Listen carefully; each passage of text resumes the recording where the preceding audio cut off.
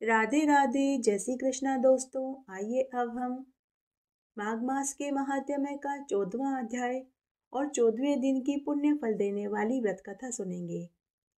सबसे पहले हम देख लेते हैं कि इस अध्याय में हम कौन सी कथा का श्रवण करेंगे। माघ मास के 14वें दिन हम माघ स्नान के फल का वर्णन सुनेंगे और साथ ही इस अध्याय में हम 14वें दिन की पुण्य फल देने वाली कथा का श्रवण करेंगे। सबसे पहले हम माघ मास का 14वां अध्याय सुनते हैं। कार्तवीर्य जी बोले कि हे विप्र श्रेष्ठ, हे सुव्रत, किस कारण से माघ स्नान का बड़ा अद्भुत प्रभाव कहा गया। एक बार के माघ स्नान के पुण्य प्रभाव से पापों का नाश हो जाता है। दूसरे माघ स्नान से स्वर्ग की प्राप्ति होती है। इस कौतूहल को सविस्तार मुझसे वर्णन कीजिए। तब दत्तात्रेय जी ने कहा कि हे पुरुषोत्तम, जल स्वभाव से ही उज्जवल, निर्मल, शुद्ध, सफेद, मल तथा दाहक और नाशक होता है। प्राणियों को तारने वाला, सबका पोषण करने वाला, जीवन दाता तथा नारायण स्वरूप है। जैसे सब ग्रहों में सूर्य और नक्षत्रों में चंद्रमा उत्तम है, उसी प्रकार सब कार्यों के लिए माघ महीना सर्वश्रेष्ठ कहा गया है। मकर के सूर्य में माघ महीने में प्रातः काल गाय के पैर के खुर डूबने योग्य जल में भी स्नान करने से पापियों को स्वर्ग का वास मिलता है। हे राजन, यह योग बड़ा ही दुर्लभ है। जो अशक्त है वह भी इस योग में 3 ही दिन स्नान करके थोड़ा सा भी दान करे तो पुण्य का भागी होता है, और धन का इच्छुक तथा शक्ति दान करे तो वह मनुष्य दीर्घायु और धनी होता है। माघ महीने की सभी तिथियां श्रेष्ठ हैं, जिनमें नगर से बाहर स्नान करने वाले को अवश्य मोक्ष मिलता है। अब मैं तुमसे माघ स्नान के नियमों को कहता हूँ, तुम ध्यान से सुनो। उत्तम मनुष्य को भूमि पर सोना चाहिए। तिल मिलाकर घृत से हवन करें। सनातन वासुदेव भगवान का त्रिकाल पूजन तथा अखंड दीप दान करें। ईंधन, वस्त्र, कंबल, जूता, कुमकुम, घृत, तेल, कपास, कोठी, कनाद, पर्दे, अन्न यथाशक्ति दान में देना चाहिए। माघ मास में रत्ती भर स्वर्ण का दान देना भी समुद्र के समान फल देता है। यह दान कभी नाश नहीं होता। हे राजन, दूसरे की अग्नि को न तापे, दूसरे का दान न ले। माघ महीने के अंत में हे राजन, ब्राह्मणों को यथाशक्ति भोजन करावे और दक्षिणा दे तथा एकादशी की विधि से माघ स्नान का उद्यापन करे तथा प्रार्थना करे कि हे गोविंद, हे अच्युत, हे माधव, हे देव, माघ मास की मकर संक्रांति के स्नान से मुझको यथेष्ट फल दीजिए। इस प्रकार मौन रहकर इस मंत्र का उच्चारण तथा सुमिरन करें। मकर के सूर्य में घर में गर्म जल में किया गया स्नान 6 बरस का, बाहर बावड़ी आदि में 12 बरस का, तालाब में दुगना, नदी में चौगुना, देव सरोवर और महानदियों में 100 गुना और महानदियों के संगम में स्नान करने से 400 गुना फल मिलता है। हे नरोत्तम, जो लोग माघ मास में गंगा जी में स्नान करते हैं वे 4000 युग तक स्वर्ग से नहीं गिरते। ऋषियों ने कहा है कि जो कोई मनुष्य माघ मास में गंगा यमुना के संगम में स्नान करता है वह प्रतिदिन 1000 मुद्रा सोना और 1000 कपिला गाय के दान के पुण्य फल को प्राप्त करता है। आइए अब हम माघ स्नान की एक पौराणिक कथा का श्रवण करते हैं। प्राचीन समय की बात है। एक बहुत पुराना छोटा सा गांव था। तब न बिजली होती थी, नहीं आने जाने का कोई साधन होता था, नहीं तार, टेलीफोन, आज के आधुनिक युग की जैसी कोई सुविधाएं उस जमाने में होती थी। सरयू नदी के किनारे एक गांव था। उस गांव में एक ब्राह्मण परिवार रहता था। उनके 3 पुत्र थे। उनके मुखिया का नियम था कि वह रोज तड़के उठकर सरयू नदी में स्नान करने जाता। चाहे कैसा भी मौसम हो, उसकी दिनचर्या में कोई अंतर नहीं आता था। वह रोज सरयू में स्नान करने के बाद 1 लोटा जल लेकर सूर्य नारायण भगवान को अर्घ्य देता। हर साल माघ स्नान करता। इस तरह समय बीतने लगा। अब तीनों बेटे बड़े हो चुके थे, कमाने लगे थे, सबके विवाह हो चुके थे। तीनों बेटे अपनी अपनी गृहस्थी चला रहे थे। वह घर का मुखिया अब बुजुर्ग हो चला था। उसे चलने फिरने में परेशानी होती थी, दिखाई भी कम देने लगा था। वह छड़ी की मदद से ही एक स्थान से दूसरे स्थान पर जाता था। माघ महीना लगने वाला था, तो वह उदास बैठा हुआ था। उसकी पत्नी ने पूछा कि हे स्वामी, आज आप उदास क्यों हैं? तो मुखिया बोला कि भगवान, माघ का महीना लगने वाला है। सुबह सुबह चलने में दिक्कत होती है। सरयू नदी पर जाकर नहाने में मुझे परेशानी होने लगी है। अगर सुबह कोई एक जरा सरयू नदी का पानी लाकर मुझे दे दे तो मैं माघ स्नान कर लूंगा। भगवान, जब मैं 10 बरस का था तभी से मैं सरयू नदी में स्नान कर रहा हूँ। अब मुझे बावड़ी, कुआं, तालाब के जल में नहाना अच्छा नहीं लगता। तो उसकी पत्नी बोली कि आपके 3 पुत्र हैं, 3 पुत्र वधुएं हैं। आप उनसे कह दो, तीनों बारी बारी से आपको गंगा नदी में से एक चरा जल लाकर दे देंगे। तब मुखिया ने अपने बड़े बेटे की बहू से पूछा। तब बड़े बेटे की बहू ने कहा कि पिताजी, मैं सुबह सुबह आपको सरयू नदी से पानी लाकर नहीं दे पाऊंगी। अगर आप 11 बजे की कहेंगे तो मैं ला दूंगी। तब मुखिया ने मंझले बेटे की बहू से पूछा, तो उसने भी इनकार कर दिया और कहा कि पिताजी, अभी आपके पोते पोती बहुत छोटे हैं, सुबह सुबह बहुत सारा काम होता है, मुझे उनको भी टिफिन देना होता है। मंझली बहू की बात सुनकर मुखिया उदास हो गया। तब वह दुखी मन से तीसरे बेटे की बहू से पूछने गया, तो उसने कहा, पिताजी, मैं रोज आपको एक जरा सरयू नदी का जल लाकर दे दूंगी, मुझे कोई परेशानी नहीं होगी, मेरे पास तो समय ही समय है। इस तरह छोटी बहू पूरे माघ मास में सरयू नदी में से एक जरा जल भरकर लाकर देने लगी, जिससे वह मुखिया स्नान कर लेता। इस तरह पूरा माघ का महीना बीत गया।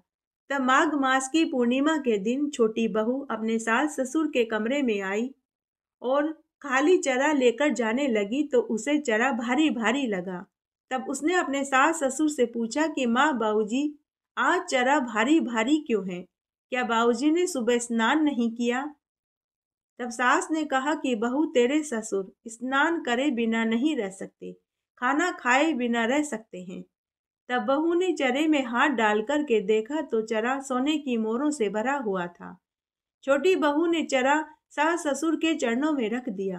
तब सास ससुर ने कहा कि बहू, तुम्हारे ऊपर तो गंगा मैया टूटी है, क्योंकि तुमने पूरे 1 मास तक सरयू नदी में से चरा भरकर लाकर अपने ससुर को स्नान करने के लिए दिया था। तुम्हारे ऊपर तो माघ मास के देवता टूटे हैं। तुम्हें तो माघ मास के अपने ससुर को स्नान कराने का फल मिला है। यह सब तुम रख लो। जब इस बात का पता दोनों बड़ी बहुओं को लगा तो वे पछताने लगी। बोलिए माघ मास के देवता की जय। आइए अब हम गणेश पुराण में से एक पौराणिक कथा का श्रवण करते हैं। ऋषि मुनियों ने एक बार गणेश जी भगवान से पूछा कि उनकी माता का जन्म पर्वतराज हिमालय के घर कैसे हुआ। तो गणपति ने कहा कि यही प्रश्न नारद मुनि ने एक बार ब्रह्मा जी से पूछा था। तब ब्रह्मा जी ने उन्हें बताया था कि शैल राज में एक अत्यंत सुंदर, सर्वगुण संपन्न, वीर और तेजस्वी राजा हुए, जिनका नाम हिमालय था, जो उत्तर दिशा में रहते थे। हिमालय ने अपने कुल और मान मर्यादा को ध्यान में रखकर विवाह करने की इच्छा प्रकट करी थी। देवताओं के परामर्श पर पितृगण ने खुशी खुशी अपनी पुत्री मैना का पर्वतराज हिमालय से विवाह कर दिया। मुनियों ने गणेश जी से पूछा कि प्रभु, आप विस्तार से मैना के जन्म और शाप का वृतांत सुनाइए, हमारी सुनने की इच्छा है। ब्रह्मा जी ने नारद से कहा था कि दक्ष के यहाँ 60 पुत्रियों का जन्म हुआ था। दक्ष ने इनका विवाह कश्यप आदि ऋषियों से कर दिया। इनमें से स्वधा नाम की कन्या पितृगण से हुआ। स्वधा के मैना, धन्या और कलावती नाम की 3 कन्याएं हुई थी। एक बार ये तीनों बहनें विष्णु जी के दर्शन करने के लिए श्वेत द्वीप पर गई। वहां एक सभा में सनका आदि ऋषि मुनि आए हुए थे। उनके स्वागत में सब उठकर खड़े हो गए, परंतु ये तीनों बहनें शिव जी की माया से मोहित बेखबर रही और मुनियों को प्रणाम तक नहीं किया। क्रुद्ध होकर सनत कुमार ने इन तीनों बहनों को मनुष्य योनि में पैदा होने का शाप दे दिया। तीनों बहनें अपनी अवस्था पर बहुत दुखी हुई और मुनि के चरणों में गिरकर क्षमा याचना करने लगी। उनकी कारुणिक दशा को देखकर सनत कुमार को दया आ गई। उन्होंने कहा कि मैना हिमालय की पत्नी बनकर पार्वती को जन्म देगी, धन्या राजा जनक की यहाँ सीता को जन्म देगी और कलावती वृषभानु की पत्नी बनकर राधा को जन्म देगी। कालांतर में तुम्हारी यही पुत्रियां तुम्हें स्वर्ग में भेजेगी। तब मैना का विवाह हिमालय से हो गया। इंद्र आदि देवता गणों ने मैना से अनुरोध किया कि तब करके भगवती दुर्गा को पुत्री रूप में प्राप्त करे। देवताओं का कहना मानकर मैना व हिमालय ने 27 वर्ष तक घोर तपस्या करी, जिससे भगवती दुर्गा को पुत्री रूप में प्राप्त करने के योग्य बन गए। शिव और शिवा की प्रतिमा बनाकर उन दोनों ने शिवजी का अखंड पूजन किया। भगवती दुर्गा उनकी एक निष्ठ भक्ति, लगन और तपस्या को देखकर प्रसन्न हुई और उन्हें दर्शन दिए। दुर्गा ने मैना व हिमालय से वर मांगने को कहा। तब मैना ने देवी को प्रणाम करके प्रार्थना करी कि उन्हें 100 पुत्र उत्पन्न हो। सम भगवती दुर्गा पुत्री रूप में उनके गर्भ से उत्पन्न हो। मैना के वरदान को तथास्तु कहकर भगवती उमा अंतर्ध्यान हो गई। हिमालय व मैना अपने घर आ गए। समय की गति के साथ साथ मैना ने 100 पुत्रों को जन्म दिया। सबसे बड़े पुत्र का नाम मैनाक रखा गया। उसके उपरांत मैना के गर्भ से स्वयं भगवती जगदम्बा ने जन्म लिया। पुत्री के जन्म की खुशी से गिरिराज ने एक बड़े उत्सव का आयोजन किया, जिसमें हिमालय ने भिक्षुकों व ऋषियों का दान आदि से विशेष सम्मान किया। मुनियों ने कन्या के काली, महाकाली, दुर्गा और भगवती आदि नाम रखे। देवी पार्वती धीरे धीरे बड़ी होने लगी, गुरुजनों से विद्या अध्ययन करने लगी। ब्रह्मा जी ने नारद जी से कहा कि एक बार आप भी हिमालय के यहाँ गए थे, आपका वहाँ अच्छा स्वागत हुआ था। उन्होंने एक कन्या का हाथ दिखाकर तुमसे ये जानना चाहा था कि इस कन्या का भविष्य कैसा होगा।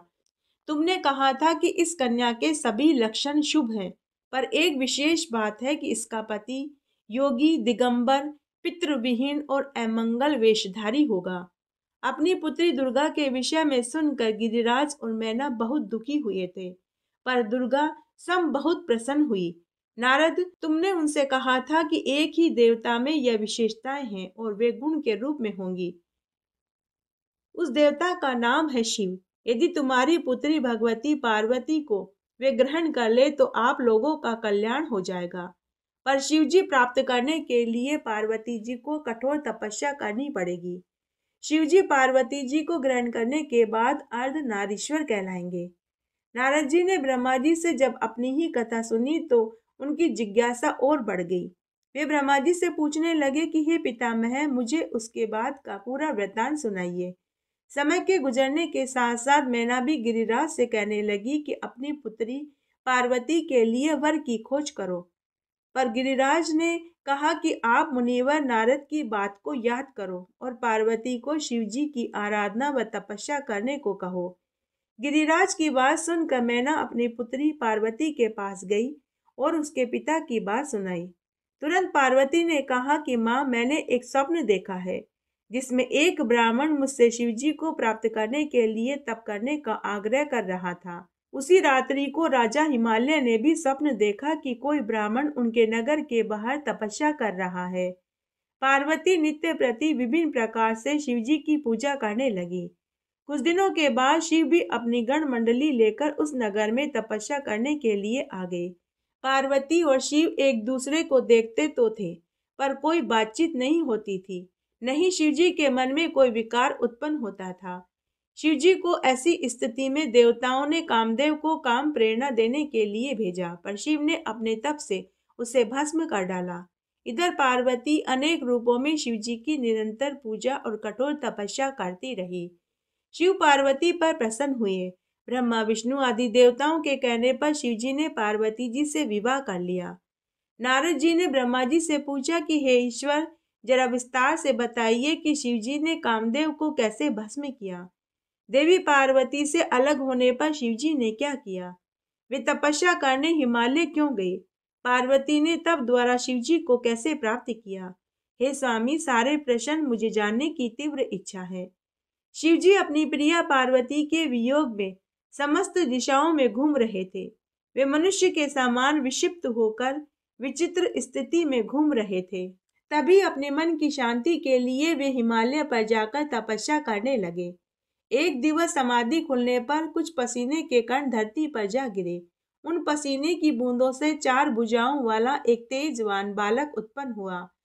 वह बच्चा सामान्य मनुष्य की तरह रोने लगा। तभी पृथ्वी स्त्री वेश में वहां प्रकट हुई और बालक को दूध पिलाकर शांत किया। शिवजी ने खुश होकर वह बालक पृथ्वी को दे दिया। वह बालक भौम के नाम से विख्यात हुआ। उसने भी शिवजी का घोर तप किया तथा उन्हें प्रसन्न करके लोक कल्याण किया। अपनी प्रिया पार्वती से अलग होने के 8 बरस बाद उन्हें पता चला कि वह कन्या हिमालय के यहाँ पैदा हुई है। शिवजी अपने अनेक गणों को हिमालय के यहाँ तपस्या करने के लिए उपस्थित हुए। पर्वतराज हिमालय ने उनका स्वागत और सेवा करी। शिवजी गंगा अवतरण वाले क्षेत्र में तप कर रहे थे। कई दिन बीतने के बाद हिमालय के बार बार आग्रह करने पर शिवजी ने कहा कि वे गंगा के अवतरण क्षेत्र को सुरक्षित बना दें। शिवजी की एकचित्त तपस्या के लिए किसी का भी प्रवेश निषिद्ध कर दे। ऋषि मुनि देव गंधर्व आदि भी वहां न जाने पाए। पर्वतराज ने अपने नगर में इस आदेश पालन की घोषणा कर दी। एक दिन हिमालय अपनी पुत्री पार्वती और अनेक सुंदर उपहारों को लेकर शिवजी की सेवा में उपस्थित हुए। शिवजी तो समाधि में लीन थे, अतः हिमालय उनकी समाधि खुलने तक प्रतीक्षा करने लगे। समाधि खुलने पर हिमालय ने उनकी खूब सेवा, आराधना और स्तुति करी तथा शिवजी से प्रार्थना करी कि वे हिमालय को प्रतिदिन अपने दर्शन से कृतार्थ करे, साथ ही उनकी पुत्री को अपनी सेवा का अवसर दे। शिवजी ने हिमालय को दर्शन देने की बात तो स्वीकार कर ली, परंतु पार्वती को अपनी सेवा करने की अनुमति नहीं दी और कहने लगे, स्त्री पुरुष के वैराग्य में बाधक होती है। पर पार्वती उनकी बात से संतुष्ट नहीं हुई। पार्वती ने शिवजी से प्रश्न किया कि क्या प्रकृति के बिना लिंग रूपी महेश्वर का अस्तित्व विद्यमान रह सकता है। शिवजी ने उत्तर दिया कि सत्य पुरुष प्रकृति से दूर रहता है। पार्वती शिवजी की बात सुनकर हंस पड़ी और बोली कि हे योगी राज, क्या आपका यह कथन संप्रकृति नहीं? यदि आप प्रकृति से अलग हैं तो फिर प्रकृति की गोद में बैठकर एकांत में तपस्या करने की क्या आवश्यकता है? प्रकृति से बरे रहकर आप सम को नहीं जान सकते। यदि ऐसा संभव है तो मेरे यहाँ आने से आपको कोई अहित नहीं होगा। पार्वती की ऐसे तत्वपूर्ण बातें सुनकर शिवजी निरुत्तर हो गए और उन्हें खुद की सेवा के लिए आने की अनुमति दे दी। पार्वती शिवजी के तप क्षेत्र में प्रतिदिन आती, नित्य प्रति अनेक रूपों में उनकी सेवा करने लगी, परंतु शिवजी के मन में कोई विकार उत्पन्न नहीं हुआ। कामदेव को भी देवताओं ने शिव का मन परिवर्तित करने के लिए भेजा, परंतु सम अपना नाश कर लिया। कामदेव को असफल देखकर पार्वती घोर तपस्या में लीन हो गई। अंत में तपस्या से पवित्र शुद्ध आत्मा पार्वती को शिवजी ने पत्नी रूप में स्वीकार कर लिया। पार्वती से कार्तिकेय नामक बालक की उत्पत्ति हुई, जिसने बाद में तारकासुर को मारकर देवताओं का उद्धार किया और देव सेना का सेनापति बना लिया। इसके आगे की कथा हम अगले अध्याय में सुनेंगे। आइए अब हम तुलसी महारानी जी की आरती सुनते हैं। तुलसी महारानी नमो नमो, हर की पटरानी नमो नमो। कौन से महीने में बोई रानी तुलसा, तो कौन से महीने में हुई हरियाली। आषाढ़ के महीने में बोई रानी तुलसा, तो सावन के मास में हुई हरियाली। कौन से महीने में हुई तेरी पूजा, तो कौन से महीने में हुई पटरानी। कार्तिक के महीने में हुई तेरी पूजा, तो मंगसर मास में हुई पटरानी। धूप दीप नैवेद्य आरती, तो पुष्पन की बरसा बरसानी। 56 भोग 3600 व्यंजन, मैया बिन तुलसा एक न मानी। जो कोई तुलसा को सवेरे गाए, श्री कृष्ण भगवान के दर्शन पाए। जो कोई तुलसा को दोपहरा गाए, खीर खांड का भोग पाए। जो कोई तुलसा को सांझ को गाए, श्री कृष्ण जी की आरती उतारे। जो कोई तुलसा को आधी रात को गाए, श्री कृष्ण जी के चरण दबाए। तुलसी महारानी नमो नमो, हर की पटरानी नमो नमो। इस तरह आज हमने माघ मास के महात्म्य का 14वां अध्याय और 14वें दिन की पुण्य फल देने वाली कथा का श्रवण किया। आशा करती हूँ आपको इस महात्म्य को सुनने का संपूर्ण फल मिलेगा। मेरे साथ बने रहने के लिए आपका धन्यवाद। आगे आने वाली कथा कहानी के लिए भी आप इसी तरह मेरे साथ बने रहें। धन्यवाद।